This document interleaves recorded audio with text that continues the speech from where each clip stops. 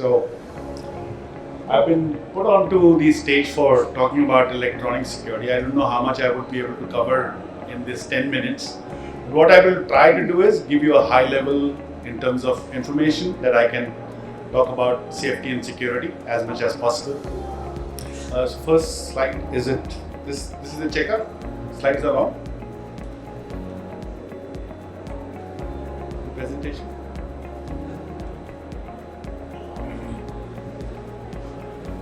No worries. By the time you put my screen, I'll put a disclaimer that all my comments are personal comments. Please do not associate with my existing company or my previous companies. Or the future companies. I don't know which will be the future company.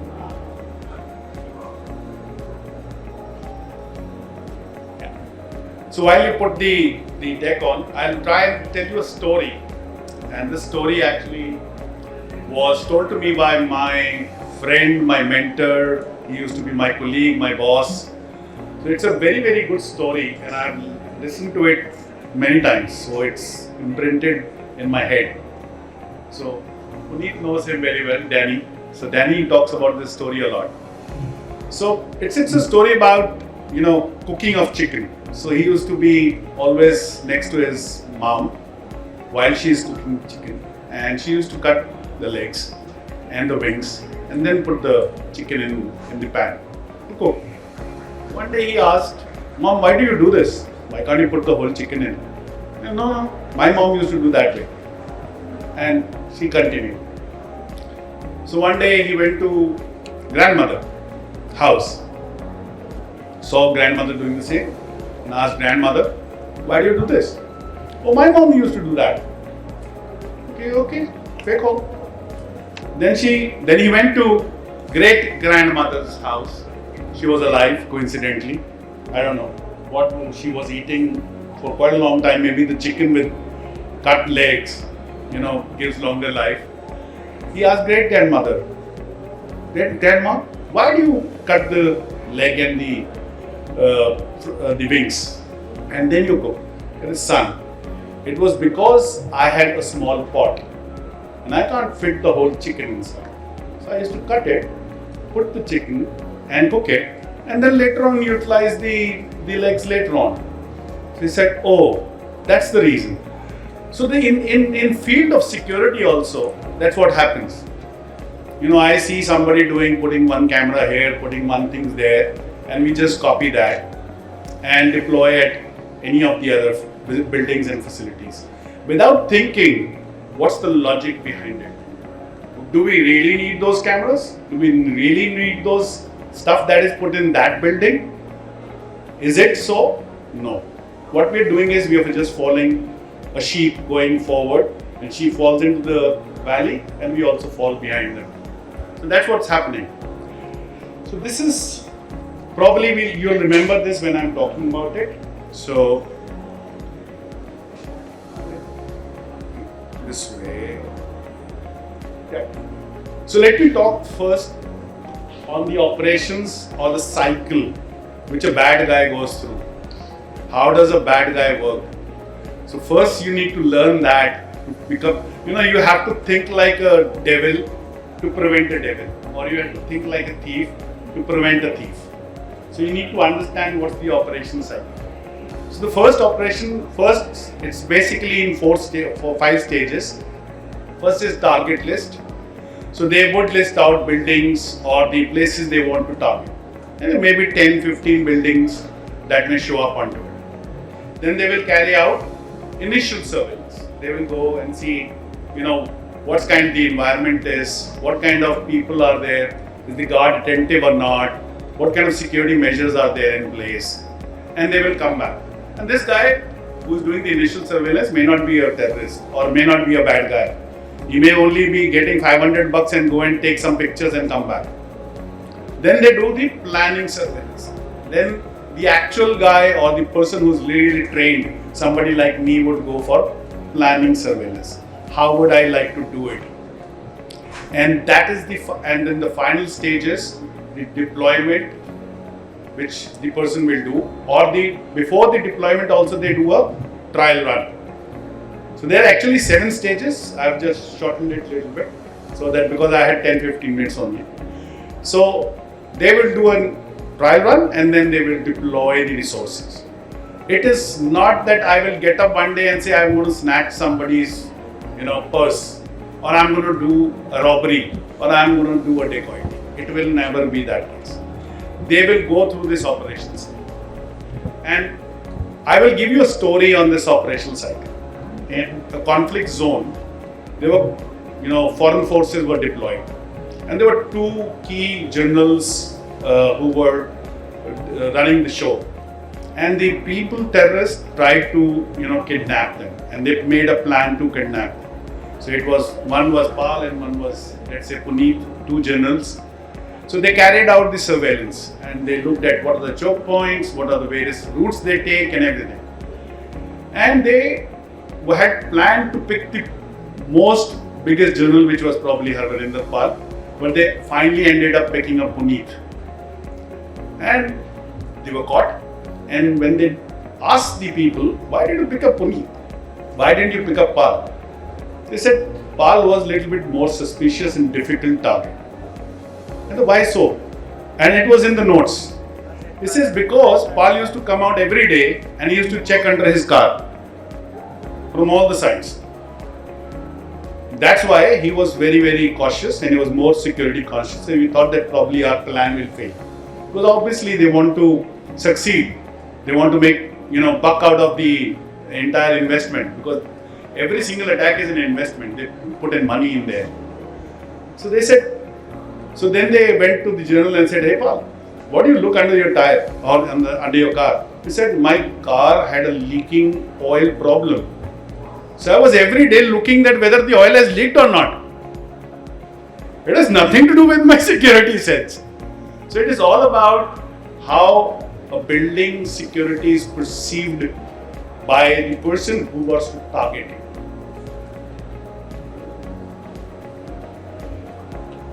Okay. So this is basically what I'm talking is basically how you do a risk assessment. How do you find the security need of a building? So first is you need to put a description of a security environment around that particular location where you're going to do. Then you do a threat assessment. So what are the various threats to this building or to this location? Is it natural disaster? Is it theft? It is violence, protest? So you list down everything. Then you say, okay, if A happens, what is the consequence of it? What will it impact me? Will it be an impact to my brand? It will be an impact to my business? It will be an impact to my people? What would be the impact? Then you say, okay, in a scale of 1 to 5, what is the vulnerability? Whether it is low or whether it is high. So if it is high, then I will start working on the remediation of it. Then I'm going to say whether this risk is accepted or not. Let's say Balaji sir was making Geo World Center. Now due to the space constraint, they didn't get the setback that they need. Generally a building which is high profile would need at least 100-meter setback. But coincidentally within Mumbai, you do not choose location based on setback. Get it? And you start building. You cannot achieve it. So I'm going to say, okay, I will accept the risk and I will put some alternate measures in place. Or I will say, no, I'm not going to accept it. I'm going to do something about it. And I will put, remediation measures in such a manner that I will be able to mitigate the risk. So that's how the process happens. But what happens eventually in most of the building is, we will not hire a security guy. It will be done by somebody else who's not even security trained and doesn't have even knowledge of security. So he doesn't go through this whole process. What he does is, ये सामान इधर लगा दो, वो सामान उधर लगा दो, आधा इधर लगा दो. And most of the time you would see, for example, many hotels you go and you will see the X-ray baggages inside the lobby. What is the use of putting inside the lobby when it is for prevention of the bomb outside? It is because one of the attacks in Pakistan, one of the hotel, the guy had to do nothing.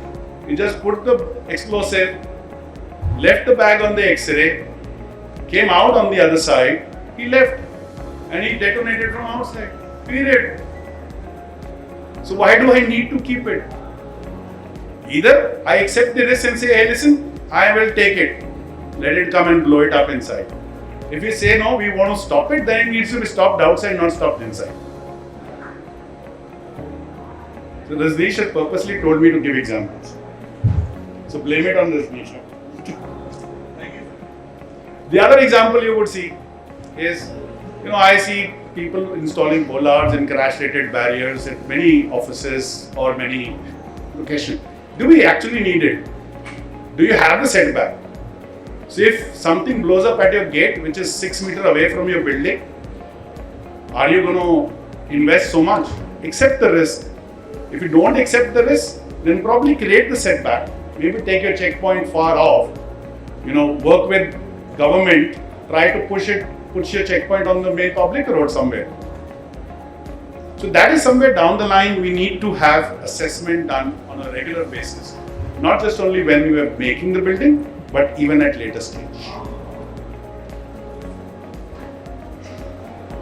So what is our security approach? We call it as 4Ds or 5Ds and an R. Somebody uses R, somebody uses D. So it is detect, deter, detect, deny, delay and defend or respond.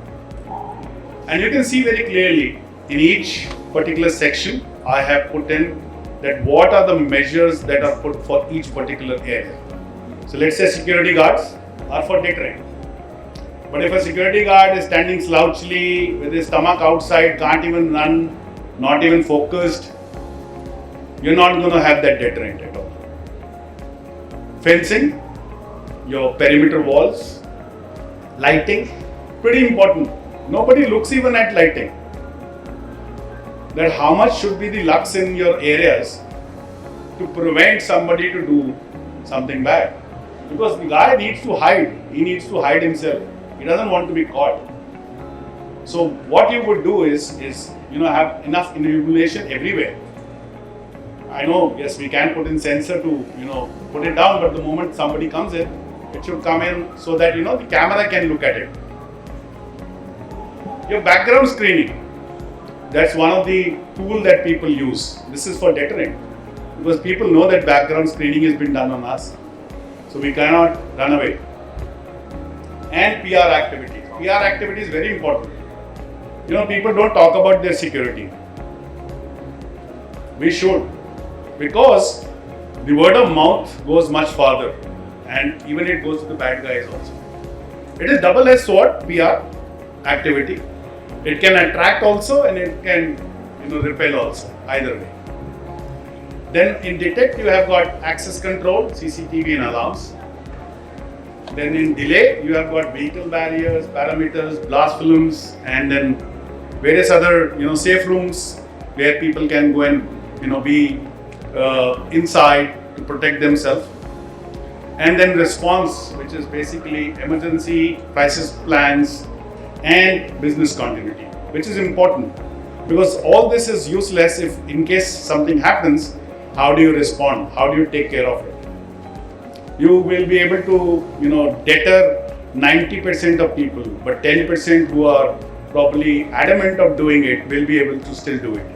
But in that case, you have to have a response plan or response plan in place.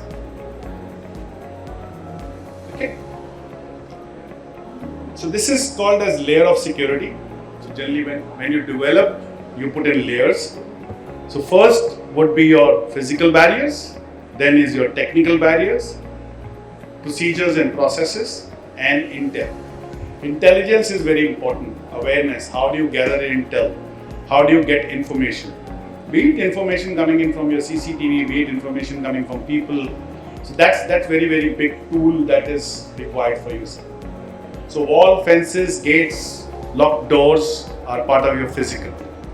Then your technical would be CCTV cameras, alarm system, inspection equipment. Then is your basically patrols, check-in, ID checks, and like sir was talking about, can cameras be used for other purposes? Why not? You don't need occupancy sensors, or you don't need motion sensors if your cameras can be configured. You have analytics available. Similarly, your guard tour system. Guard tour is not just only to monitor whether the guard is doing his duty. You can utilize it for reporting incidents, reporting bulb fuse, reporting issues on doors, anything. There are multiple things that you can do with the same thing and not have so much of data being collected. And then is your procedures. Very, very important to have procedures in place. How you're going to carry out checks. Training of people. Many times people, generally in all my conferences, keeps on asking me, hey Ms. Pal, what do you look under the bonnet?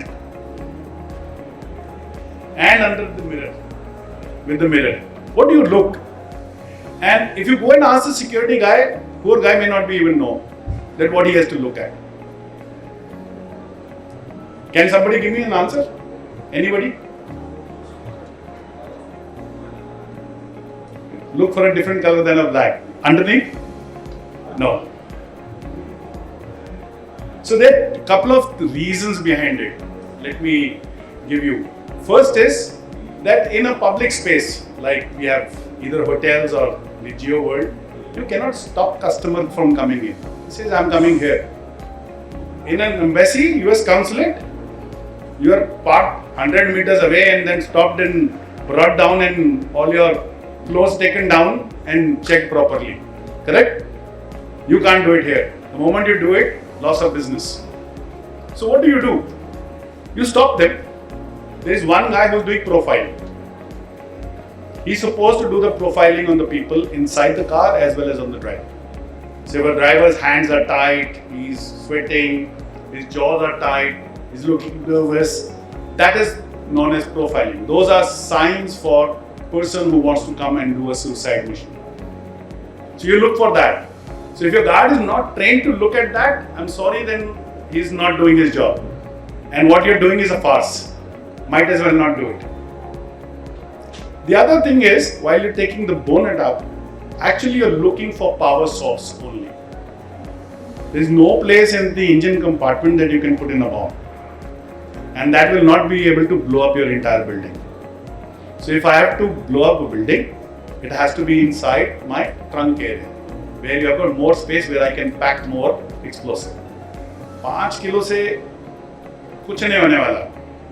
Even the 9-inch pillar will not even get scratched a little bit with 5 kgs. So you need to train your people, and for that you can look at the telltale signs that vehicle is sagging behind. The moment you put 200 kgs of explosive, the vehicle will sag. So if I can see the gap between the tire and the edge, if it is reduced, that means there is something heavy there. Look for it. And from the battery, because that 200 kgs will not blow up with 9 volt of piddly batteries. It needs big power, and that will only come from your front source. Either it will go through from the engine compartment inside, so that he should look at those areas that if there is any cable going in, and the other is that I run the cable below, and that is what you look from the mirror. If there are any cables running from below, going back, not the black and the white. So I thought it's probably good to give you an education. And by these layers, you are doing nothing. You're making your target hard. Let me ask you a question. When you go for a tala at your house, what do you look for the tala? What qualities do you look for your lock? More levers. Why?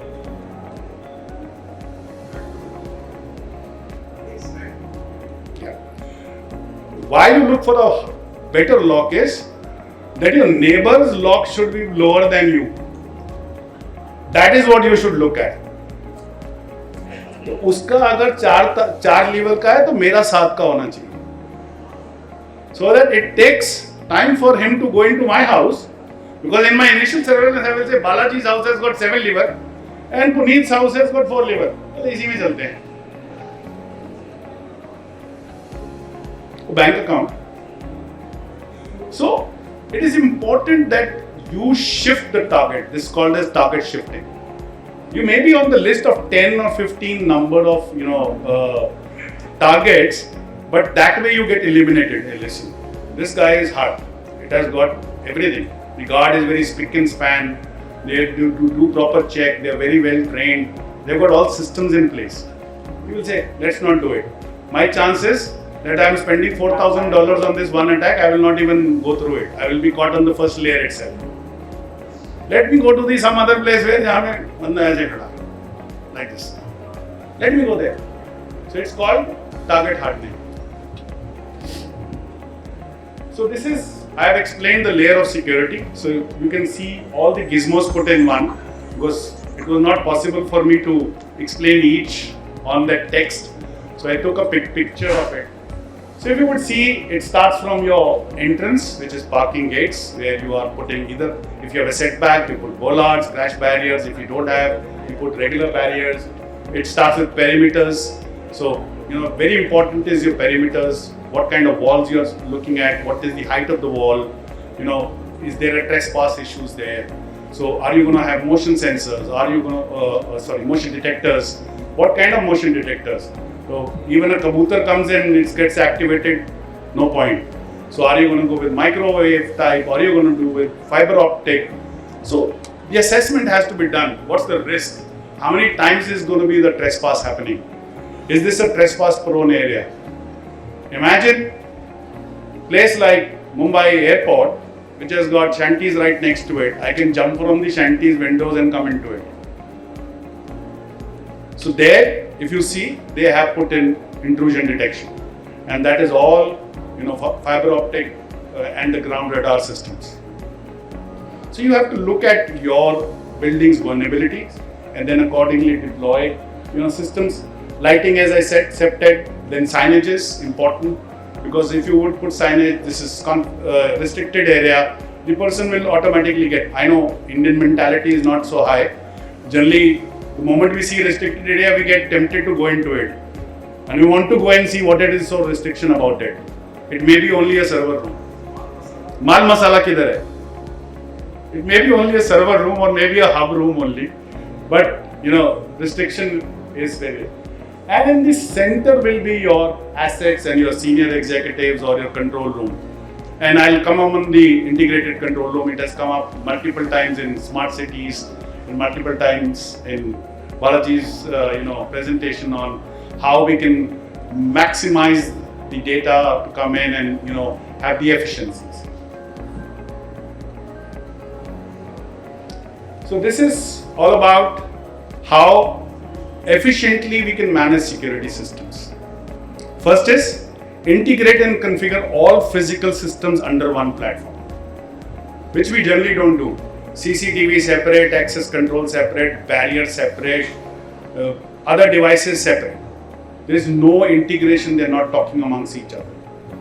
If you are able to do that on one platform, it gives you great advantages and leverages. First is, you can manage your systems geographically. So if you've got multiple locations, you can connect all of them into one.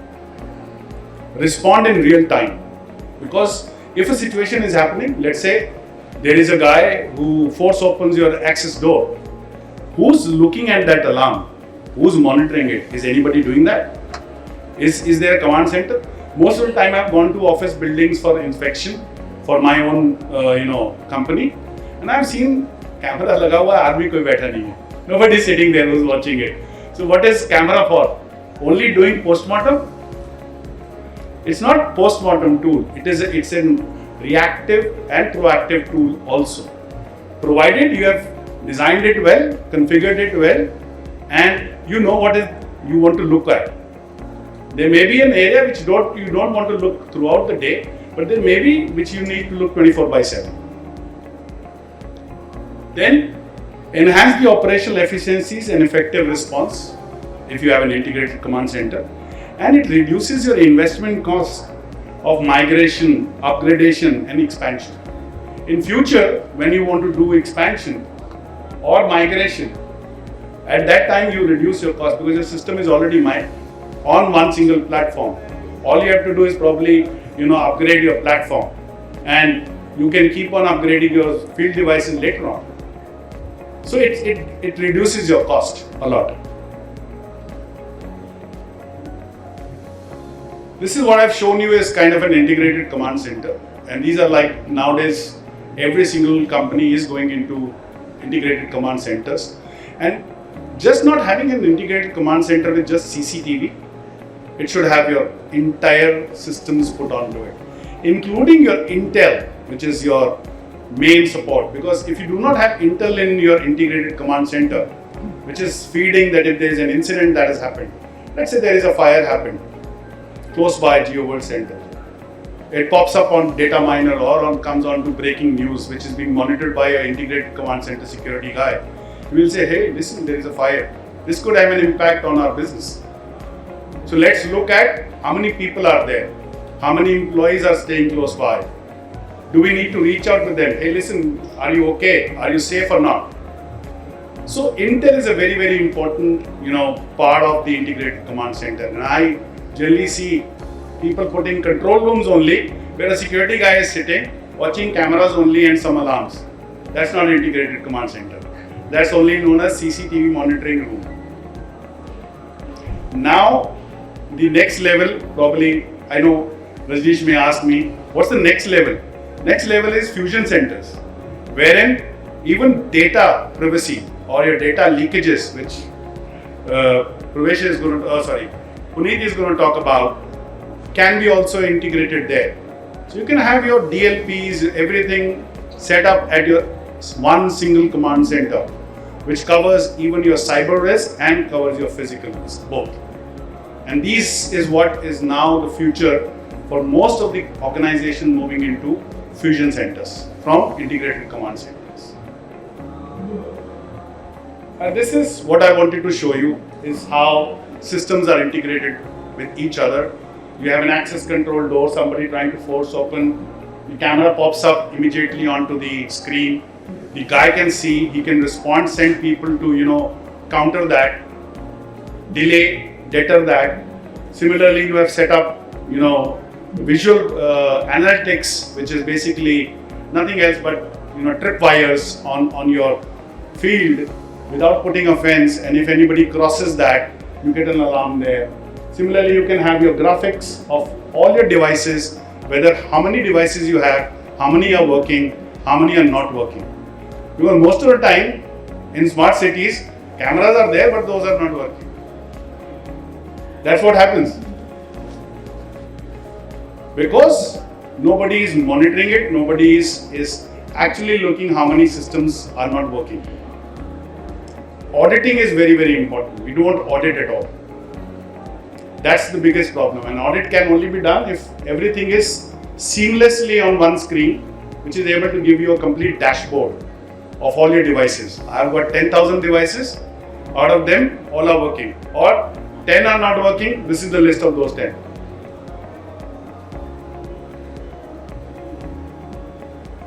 And last but not the least, response and defend. So it's very, very important that we have situational awareness that what's happening around. Then the physical security system is also giving us information so that we can react and respond accordingly. We need to have an operation command and control for sure. And then we need to have emergency response plans and crisis plans. If we do not have that, obviously your entire cycle is not complete.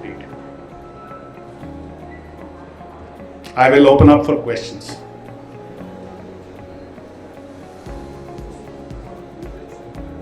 Yeah.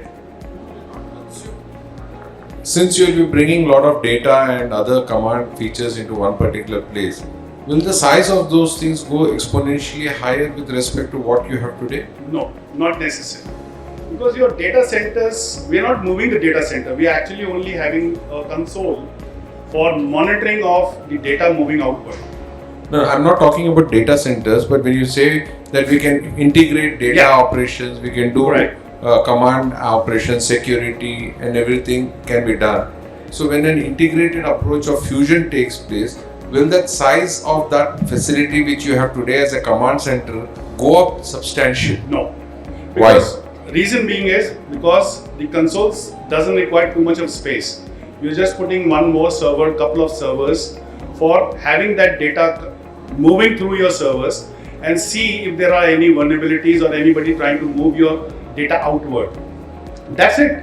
You don't need to have the entire infrastructure there. So you're talking about surveillance, security, cyber security getting Yes, combined. combined. Is what service? Yes, that is called as Fusion Center. So your cyber security will also be part of the security system integrated command center. So you'll have 3 or 4 guys, maybe from the cyber security, sitting from that same location. Thank you.